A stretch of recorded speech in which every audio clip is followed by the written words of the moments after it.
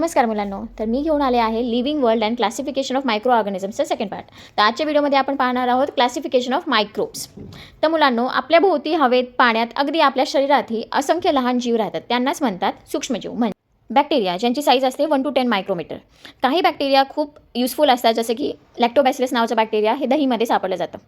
तर काही बॅक्टेरिया खूप हार्मफुल असतात, जसं की सॅल्मोनेला टायफी, ज्याच्यामुळे टायफॉइड हा आजार होतो. नेक्स्ट आहे फंगाई, ज्यालाच आपण बुरशी असं म्हणतो, ज्यांची साईज अप्रॉक्सिमेटली 10 to 100 मायक्रोमीटर असते. हे सेप्रोफायटिक असतात, म्हणजेच डेड अँड डिकेइंग मॅटर किंवा सडलेल्या वस्तूंवर हे डिपेंड असतात. यांच्यात काही फंगाई असे असतात, जसं की मशरूम किंवा ईस्ट, ज्यांचा वापर अन्न म्हणून किंवा बेकिंग प्रोडक्ट्स बनवण्यासाठी वापर केला जातो. नेक्स्ट आहे प्रोटोजोआ. प्रोटोजोआची साईज असते 200 मायक्रोमीटर. हे सॉईल, सी वॉटर आणि फ्रेश वॉटरमध्ये बघायला भेटतात आपल्याला. उदाहरणार्थ अमिबा, पॅरामिशियम, वोल्वोक्स, युग्लिना. यातले काही प्रोटोजोआ आजार पसरवतात, जसे की मलेरिया. अल्गी म्हणजेच शेवाळ, ह्यांची साईज असते 10 to 100 मायक्रोमीटर. हे मुख्यतः आपल्याला पाण्यात आढळतात.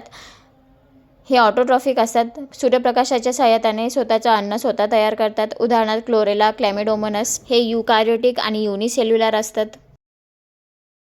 नेक्स्ट आहे व्हायरस. व्हायरस हे अतिशय सूक्ष्म असतात. त्यांची साईज 10 नॅनोमीटर टू 100 नॅनोमीटर असते. ते जनरल मायक्रोस्कोपने दिसत नाही, ते फक्त इलेक्ट्रॉन मायक्रोस्कोपनेच पाहायला भेटतात. व्हायरस स्वतःहून जिवंत राहत नाही, तो फक्त दुसऱ्या सजीवाच्या पेशीमध्ये गेल्यावर जिवंत होतात. उदाहरणार्थ इन्फ्लुएन्झा व्हायरस, HIV व्हायरस, कोविड-19 व्हायरस, H1N1 व्हायरस. मित्रांनो, व्हिडिओ समजला असेल तर स्क्रीनवर दिसणाऱ्या क्वेश्चनचं उत्तर मला नक्की कमेंट बॉक्समध्ये कमेंट करून सांगा. धन्यवाद. भेटूया नेक्स्ट व्हिडिओमध्ये.